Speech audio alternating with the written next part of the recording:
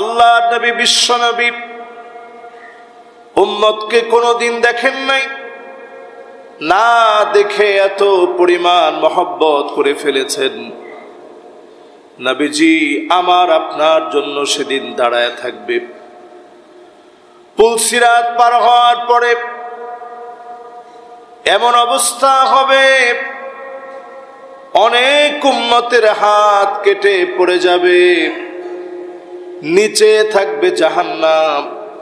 অনেকের পা কেটে পড়ে যাবে, নিচে থাকবে জাহান্নাম।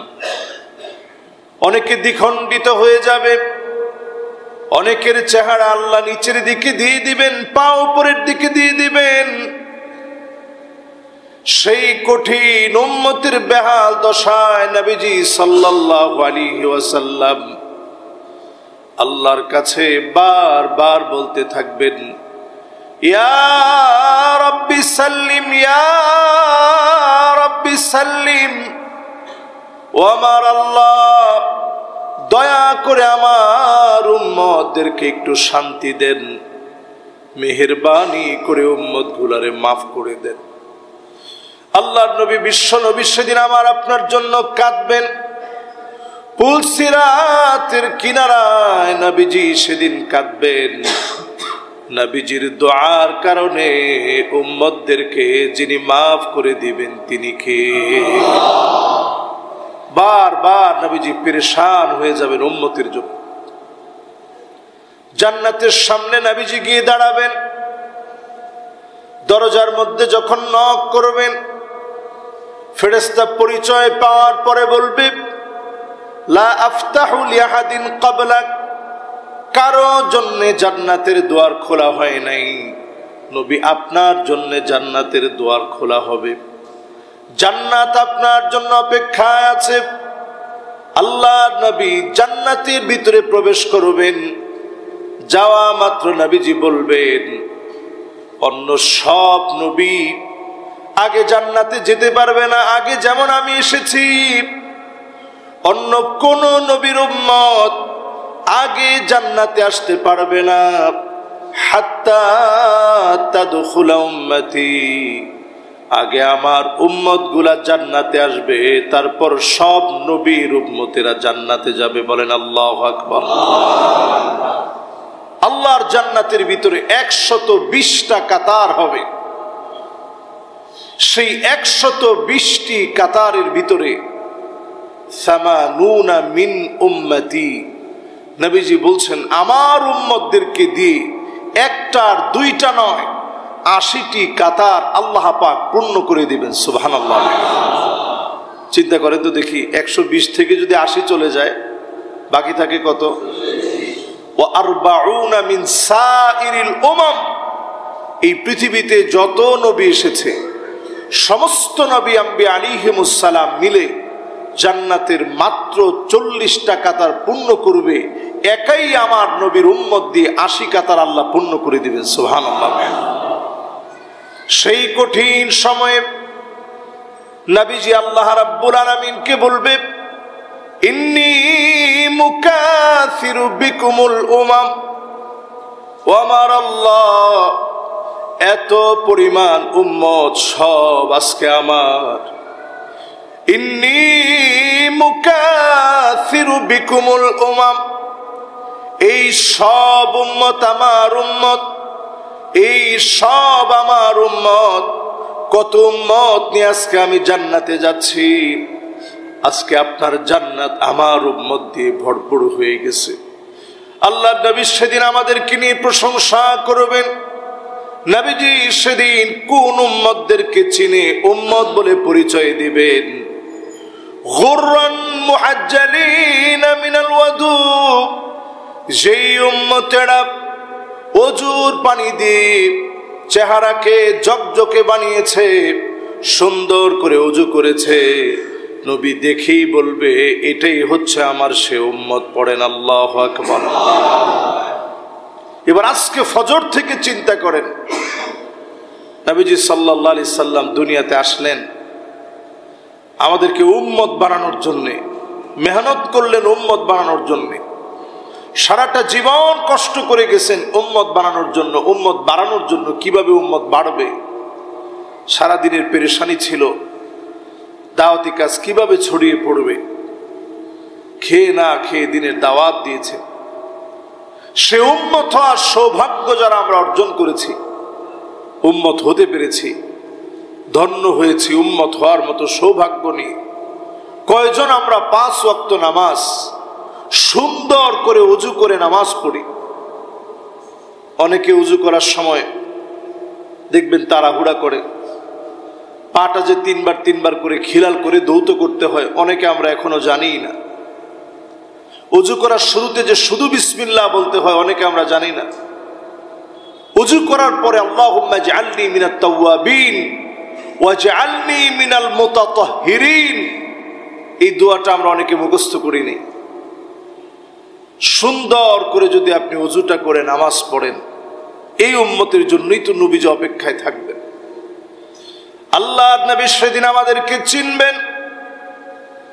কোটি কোটি মানুষের ভিতরে হয়রান পেরেশান যখন মানুষেরা হয়ে যাবে, যখন নবীরা পর্যন্ত ইয়া নাফসি বলবে, চতুর্দিকে যখন কান্নার রোল পড়ে যাবে, বিশ্ব নবী উম্মতি উম্মতি বলে সেদিন কাঁদবেন।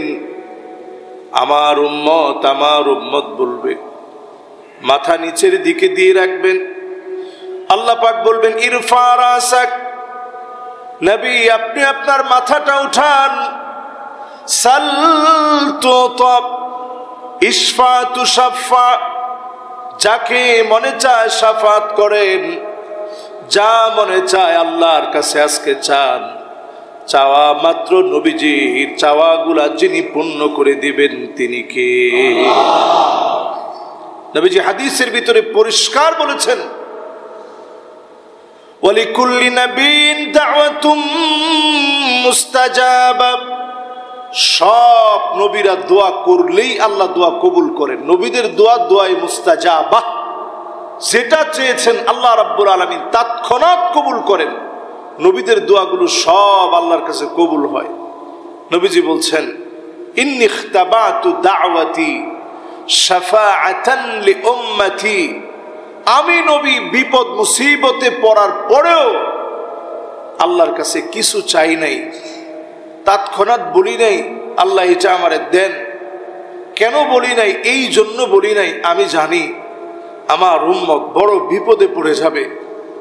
ওই বিপদে যেন আমি আল্লাহকে বলতে পারি, আল্লাহ উম্মতরে আপনি মাফ করে দেন। সুবহানাল্লাহ।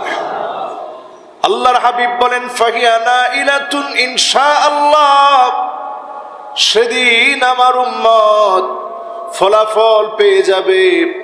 কঠিন মুসিবতের দিনে আমি নবী যখন আল্লাহর কাছে বলবো আল্লাহ উম্মত গুলারে মাফ করে দেন, ফাহিয়া নাইলাতুন ইনশাআল্লাহ, আমার উম্মত সেদিন রেজাল্ট পেয়ে যাবে। দলে দলে উম্মত গুলো কঠিন মুসিবতের সময়ে আমি নবী যখন শাফাত করব, দলে দলে উম্মতদেরকে মাফ করে যিনি জান্নাতি বানায় দিবেন তিনি কে? শর্ত এই ক্ষেত্রে একটি, মান মাতা মিন উম্মতি লা ইউশরিক বিল্লাহি আহাদা, আমার যে উম্মত মৃত্যুবরণ করেছে শিরকের মতো মারাত্মক গুনাহ করে নাই, ওই উম্মতকে আল্লাহ রাব্বুল আলামিন কঠিন মুসিবতের দিনে বিপদের সময় আল্লাহ রাব্বুল আলামিন ক্ষমা করে দিবেন, মাফ করে দিবেন। শিরকের গুনাহ না করলে উম্মতদেরকে নবীজি সাল্লাল্লাহু আলাইহি ওয়াসাল্লামের শাফাতে ধন্য করে যিনি মাফ করবেন তিনি কে? বেশ কিছু প্রকারের মানুষ আছে আল্লাহ পাক সেদিন তাদের উপর রাগান্বিত থাকবেন। এর মধ্যে 1 নম্বর শ্রেণী হচ্ছে মুশরিক, যারা শিরকের মধ্যে নিমজ্জিত। যেটা আল্লাহ রাব্বুল আলামিন আপনাকে দেন অন্য কেউ দিতে পারে এটা মনে করা মারাত্মক ধরনের শিরক। শিরকটা এত মারাত্মক, আখফা মিন দাবিবিন নামল, ছোট্ট একটা পিপিলিকার চাইতে ছোট। কালো একটা অন্ধকার রজনীতে অন্ধকার একটা পিপিলিকা একটা কালো পাহাড়ের ভিতরে যদি বসে থাকে, এটার উপরে পা পড়া যেমনটা সহজ, শিরকের ভিতরে নিমজ্জিত হয়ে যাওয়া এর চেয়ে বেশি সহজ। আমাদের এখন সময়ে এমন অধিকাংশ মানুষই নানাভাবে শিরকের ভিতরে নিমজ্জিত আছে। যেমন আমি একটা পোশাক পরলাম, আজকে একটা পাঞ্জাবি পরলাম, একটা ঘড়ি পরলাম, একটা আংটি পরলাম, উদ্দেশ্য যদি এমন হয় মানুষ দেখবে খুব সুন্দর বলবে, আমার ভিতরে লোক দেখানো একটা মানসিকতা তৈরি হবে। এই মানসিকতা তৈরি হওয়ার নাম রিয়া। এই রিয়াটা হচ্ছে শিরকে আসগার, ছোট শিরিক। এমন অসংখ্য শিরিক আমাদের সমাজের রন্ধ্রে রন্ধ্রে ছড়িয়ে আছে। প্রতিনিয়ত এই জন্য আল্লাহর কাছে পানাহ চাওয়া যে আল্লাহ শিরকের গুনাহ থেকে মাফ করেন। অনেক সময় আমরা বলি আবার দেখা হবে, কথা হবে। দেখা করারও কোনো ক্ষমতা নাই, কথা বলারও কোনো ক্ষমতা নাই যদি আল্লাহ দেখা না করান, কথা না বলান। ঠিক কিনা বলেন? আমরা অনেক সময় বলি ভালো থাকবেন, সুস্থ থাকবেন। ভালো থাকারও কোনো ক্ষমতা নেই, সুস্থ থাকারও কোনো ক্ষমতা নেই। আমরা অনেক সময় মনে করি এই রাষ্ট্রের মালিক হচ্ছে জনগণ। এটা মারাত্মক দরজার এক শিরক। এ রাষ্ট্রের মালিক কশ্চিন কালেও জনগণ নয়। এ রাষ্ট্রের মালিক কে? আপনি চিন্তা করছেন? এই যে বন্যা কবলিত আমাদের যে অঞ্চলগুলো, ওই ঘর ওই মালিক বানিয়েছিল, নিজে টাকা খরচ করে প্রত্যেকটা মানুষ কি সুন্দর স্বপ্ন সাজিয়েছে। পানি আসার পরে কার বাড়ি কোন জায়গায় নিশ্চিহ্ন হয়ে গেছে। একটা মানুষকে যে দাফন করবে, কোথায় দাফন করবে? দাফন করার জায়গা নেই, চতুর্দিকে পানি আর পানি। কি বিভীষিকাময় এক পরিস্থিতি দুনিয়ার মধ্যে আল্লাহ দেখায় দিলেন। সব মালিকানা আল্লাহ রাব্বুল আলামিনের। দুনিয়ার এই ক্ষুদ্র জীবন বড় অল্প সময়ের খেলতামাশার এক জীবন। একটা মানুষকে দাফন করার জায়গা পর্যন্ত নাই, নিজস্ব কবরে দাফন তো করতে পারেই নাই, দূরেও দাফন করার জায়গা নাই, চতুর্দিক পানি দিয়ে ভরা। এই প্লাবিত বন্যার এই দুর্বিষহ সময়ে আল্লাহ কত বাস্তবতা দেখাই দিছেন। 2 তলা 3 তলার মালিক, যাদের টাকার অভাব নাই কিন্তু এখন খাওয়ার মতো কিছু নাই, আল্লাহ রাব্বুল আলামিন এই বিপদ মুসিবত থেকে আমাদেরকে হেফাজত করুক, পড়ে না আমিন। বলছিলাম বিভীষিকাময় পরিস্থিতিতে আল্লাহ রাব্বুল আলামিন মুশরিকদেরকে আল্লাহ তাআলা মাফ করবেন না। শিরকটা বড় মারাত্মক। আল্লাহ যেন শিরকের গুনাহ থেকে আমাদেরকে হেফাজত করে, পড়ে না আমিন। বেদাত যারা করবে, বেদাতীদেরকে আল্লাহ রাব্বুল আলামিন ক্ষমা করবেন না। যারা মানুষের উপরে জুলুম করে, নির্যাতন করে, জালেমদেরকে আল্লাহ রাব্বুল আলামিন তাহাজ্জুদ গুজার হলেও জালেমদেরকে আল্লাহ তাআলা মাফ করবে না। ঠিক কিনা বলেন? আপনি 70 রাকাত আর 80 রাকাত যাই পড়েন, আপনি যদি জালেম হন আল্লাহর কাছে মাফ নাই। মানুষের হক যারা মেরে দিয়েছে, মানুষকে যারা কষ্ট দিয়েছে, আল্লাহ তাদেরকে ছাড়বে না।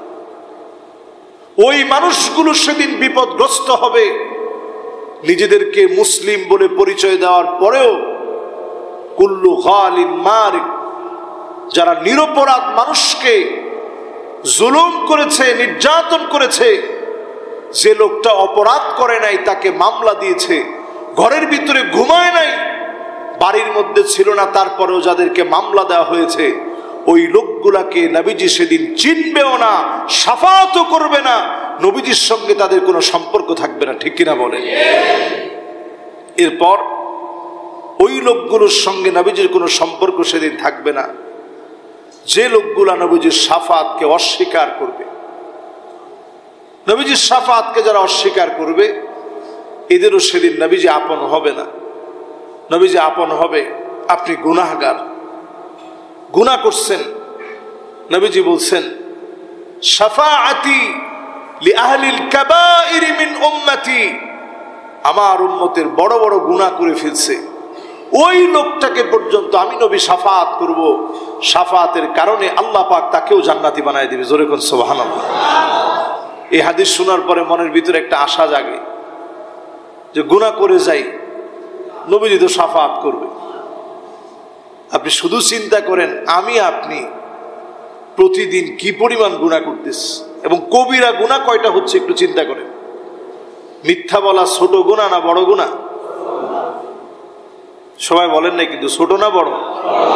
এটা উম্মুয যুনুব, সব গুনার মা বলা হয়েছে মিথ্যাকে। তাহলে কিরকম বড় গুনাহ মিথ্যা বল? প্রতিনিয়ত মিথ্যা আমরা কয়টা বলি একটু হাতে গুনে হিসাব করেন। প্রতিদিন হিসাব ছাড়া মিথ্যা আমরা বলি। বেপরদায় চলা ছোট গুনাহ না বড় গুনাহ? গুনাহ কবিরা। এই বড় গুনাহ প্রতিনিয়ত কি পরিমাণ হচ্ছে আমাদের পরিবারে একটু হিসাব করেন। ছেলেদেরকে মেয়েদের পোশাক পরানো, মেয়েদেরকে ছেলেদের পোশাক পরানো ছোট গুনাহ না বড় গুনাহ? বুরু প্লাক করা ছোট গুনাহ না বড় গুনাহ? বড় গুনাহ এটি। এরকম বড় গুনাহ আমাদের প্রতিনিয়ত কি পরিমাণ হচ্ছে। ট্যাটু করা ছোট গুনাহ না বড় গুনাহ? বড় গুনাহ এটি। এরকম অসংখ্য বড় গুনাহ, সুদের মতো বড় গুনাহ, জেনার মতো বড় গুনাহ, নানা রকম অন্যায় অবিচারের মতো বড় বড় গুনাহ প্রতিনিয়ত আমরা করছি। এরপরেও মনের মধ্যে একটা আশা, আল্লাহর নবী শাফাআত করবে। যদি আপনি শাফাআত পেতে চান, নিজেদেরকে পরিশুদ্ধ করার চেষ্টা করেন, নবীর উম্মত হওয়ার জন্য পরিশুদ্ধ হন। ওই লোকগুলা তো নবীর উম্মতি হতে পারে নাই, যে নবীজির সুন্নাহকে অস্বীকার করেছে, অবজ্ঞা করেছে, তিরস্কার করেছে। ওই লোকটা নবীজির উম্মত হতে পারে? আল্লাহর হাবিব বলেন ওই লোকটা আমি নবীর উম্মত হতে পারে না। যেই লোকটা নবীজির সুন্নত মানে নাই, সে লোকটা নবীজির উম্মত হতে পারে না। আল্লাহর নবী বলেন লাইসা মিন উম্মতি মান লাম ইয়ারিফ লিআলিমিনা হাক্কাহু। আলেমদের হক যে জানে না, আলেমদেরকে যে সম্মান করে না, সে সব হতে পারে, নবীজির উম্মত হতে পারে না। এরকম লোক সমাজের ভিতরে কত আছে একটু হিসাব করে দেখেন। সব দোষ আলেমদের। এখন আমি মিডিয়াকে প্রশংসার সহিত বলতে চাই, আমরা এখন দেখতে পাচ্ছি মিডিয়া হঠাৎ করেই আলহামদুলিল্লাহ পাল্টায় গেছে। এখন তারা সব ভালো কিছু এসে হুজুরদের মধ্যে দেখে। আমি গতকালকে দেখেছি নিউজ করতেছে, সেনাবাহিনী ব্রিফ দিচ্ছে, এদেশের মাদ্রাসার ছাত্ররা মন্দিরে মন্দিরে পাহারা দিয়েছে, সাম্প্রদায়িক দাঙ্গা এদেশের আলেম ওলামা চায় না। ঠিক কিনা বলে? এই সুন্দর নিউজগুলো, এটা হুজুরদের আজকের চরিত্র না, যুগ যুগ ধরে এই চরিত্রকে নানাভাবে তারা কুলুষিত করেছে।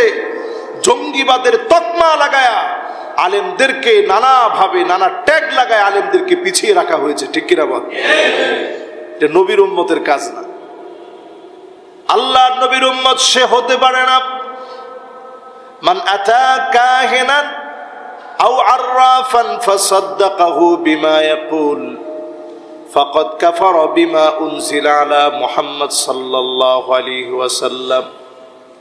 যেই লোকটা গণকের কাছে যাবে, রাশি চক্রে বিশ্বাস করবে, ভাগ্যের বিভিন্ন রাশি চক্রের উপরে নির্ধারণ করে যেই লোকটা ভাগ্যকে ভালো করার চেষ্টা করবে, ওই লোকটা কেমন যেন নবীজিকে অস্বীকার করলো।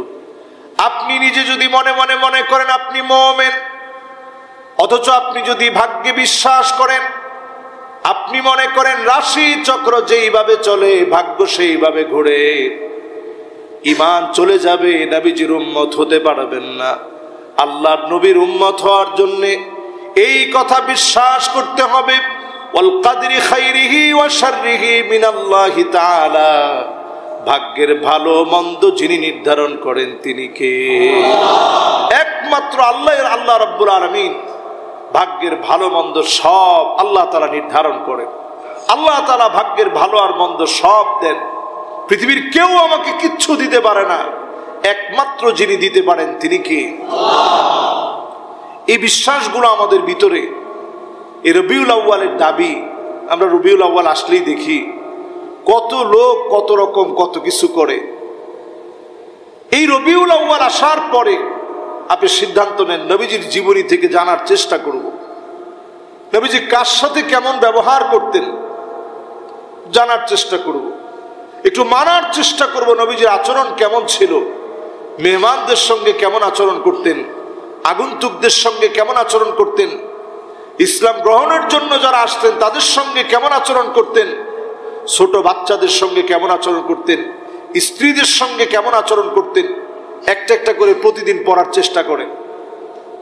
রবিউল আউয়ালে আপনি রুটিন করে নেন যে একটু একটু করে পড়বো, জানবো। আমরা যারা ঘরে যাই মনের ভিতরেই সিদ্ধান্তই থাকে যে আমার স্ত্রী আগে আমারে সালাম দিবে, অথচ নবীজি সাল্লাল্লাহু আলাইহি সাল্লাম কখনোই অপেক্ষায় থাকতেন না, তিনি নিজে আগে সালাম দিতেন। আমরা সালাম দিতে পারবো তো ইনশাআল্লাহ? দেখেন ইনশাআল্লাহ যে আপনারা বলছেন এটাও পুরা জোরালো শব্দে বলতে পারেন নাই, দিবেন তো ইনশাআল্লাহ? এবার ঠিক আছে, এই সালামটা দিবেন। নবীজির একটা সুন্নাত তো আপনি আমল করলেন। এরপরে আপনি স্ত্রীর সঙ্গে যখন কথা বলবেন, নবীজি স্ত্রীদের অবস্থা বিবেচনা করতেন, মনের কি অবস্থা। এরকম অনেক দিন যেত ঘরের ভিতরে কোনো খাবার নাই। এই যে ঘরের ভিতরে খাবার নাই, এমন একটা অবস্থায় যদি নবীজি গিয়ে যদি কঠিন কথা বলতেন, আম্মাজানদের মনটা কত ব্যথিত হতো। একটা দিনের জন্য নবীজি কষ্ট দিয়ে কথা বলেন নাই। ক্ষুধার কষ্ট করেছেন কিন্তু কখনো ব্যথা দিয়ে কথা বলেন নাই। নবীজি সাল্লাল্লাহু আলাইহি সাল্লাম এমন মিষ্টিভাবে কথা বলতেন, ক্ষুধার যে যন্ত্রণা আছে মুহূর্তের ভিতরে সেটা চলে যেত। পড়েন আল্লাহু আকবার। নবীজি সাল্লাল্লাহু আলাইহি সাল্লাম আম্মাজানকে দেখতেছেন যে আম্মাজান কাঁদতেছেন, শরীরটা খারাপ লাগতেছে। নবীজি সাল্লাল্লাহু আলাইহি সাল্লাম সূরা ফালাক, সূরা নাস পড়ে নবীজি ফু দিয়ে দিলেন, মাথায় হাত বুলিয়ে দিলেন। একসঙ্গে খেতে বসে নবীজি সাল্লাল্লাহু আলাইহি সাল্লাম ওই জায়গায় পানি পান করতেন। আম্মাজান যেভাবে পানি পান করছেন, যেখানে ঠোঁট লাগিয়ে পানি পান করছেন, ওই জায়গা থেকে নবীজি পানি পান করতেন। হাড় চিবিয়ে রেখেছেন, ওই হাড় নবীজি খেতেন। মহব্বতের ভালোবাসার নিদারুণ দৃষ্টান্ত নবীজি সাল্লাল্লাহু আলাইহি সাল্লাম পেশ করেছেন। স্ত্রীদের কাছে নবীজি সাল্লাল্লাহু আলাইহি সাল্লাম এত প্রশংসিত ছিল, রাত্রিবেলায় নবীজি সাল্লাল্লাহু আলাইহি সাল্লাম ঘুরতে নিয়ে যেতেন। ঘুরতে ঘুরতে নবীজি সাল্লাল্লাহু আলাইহি সাল্লাম যখন উহুদ পাহাড়ের সামনে আসতেন, নবীজি দেখিয়ে বলতেন, জাবালুন ইউহিব্বুনা ওয়া নুহিব্বুহু, এই পাহাড়টাকে আমরা ভালোবাসি আর এই পাহাড়টা আমাদেরকে ভালোবাসে। জোরে বলেন আল্লাহু আকবার। এই জাবালে উহুদ, এই পুরা পাহাড়টাকে আল্লাহ রাব্বুল আলামিন আল্লাহর জান্নাতের ভিতরে সুন্দর করে সাজায় রেখে দিবেন। 6.5 কিলোমিটার লম্বা পাহাড় পুরাটা আল্লাহর জান্নাতের ভিতরে যখন সাজায় রাখবেন, ছোট্ট এক টুকরা, আমরা যেরকম শোকেজের ভিতরে শোপিস সাজায় রাখি, এরকম ছোট্ট এক টুকরা শোপিজের মতো মনে হবে। এটার নাম উহুদ পাহাড়। এটা আল্লাহর এত পছন্দের পাহাড়, এই পাহাড়টাকে আল্লাহ রাব্বুল আলামিন একেবারে সাজায় রেখে দিবেন। জোরে করে আল্লাহু আকবার। আরেকটা জায়গাকে আল্লাহ তাআলা সাজায় রাখবেন, ওই জায়গাটা হচ্ছে রাসূল করিম সাল্লাল্লাহু আলাইহি ওয়াসাল্লামের মুবারক ঘর থেকে শুরু করে বাইতি ওয়া মিম্বারি রাউদাতুম মিন রিয়াদিল জান্নাহ। নবীজি সাল্লাল্লাহু আলাইহি সাল্লামের ঘর থেকে বের হয়ে তিনি যে নামাজ পড়ানোর জন্য মিম্বার পর্যন্ত যেতেন, যারা আপনারা মদিনায় গেছেন সৌভাগ্য হয়েছে, জলপাই কালার কার্পেটে, পুরাটা জলপাই কালার কার্পেট দিয়ে পুরাটা আবৃত করে রাখা আছে। এই পুরো কার্পেট জুড়ে পুরো জায়গাটা যেখানে নামাজ পড়ার জন্য আগে থেকে এখন অ্যাপয়েন্টমেন্ট নেওয়া হয়, 365 দিনের ভিতরে আপনি একবার সুযোগ পাবেন, দ্বিতীয়বার সুযোগ পাবেন না। ধরেন আপনি প্রত্যেক মাসে মাসে উমরা করতেছেন, এখন নতুন নিয়ম হয়েছে 365 দিনের ভিতরে একজন একবারই সুযোগ পাবে রিয়াদুল জান্নায় গিয়ে নামাজ পড়ার জন্য। ওই রিয়াদুল জান্নায় গেলে দেখবেন উস্তুয়ান, ঠিক আমাদের মসজিদের যেমন খুঁটি আছে, খুঁটি বুঝেন তো? এটাকে আপনারা বলেন পিলার। এরকম যে পিলার গুলো আছে, যাদের যাওয়ার সুযোগ হবে তাকায় তাকায় দেখবেন, উপরে আরবিতে লেখা আছে উস্তুওয়ানা আয়েশা, আম্মাজান আয়েশা সিদ্দিকা রাদিয়াল্লাহু তাআলা আনহা এই খুঁটি, এই পিলারের নিচে বসতেন। জোরে করে আল্লাহু আকবার।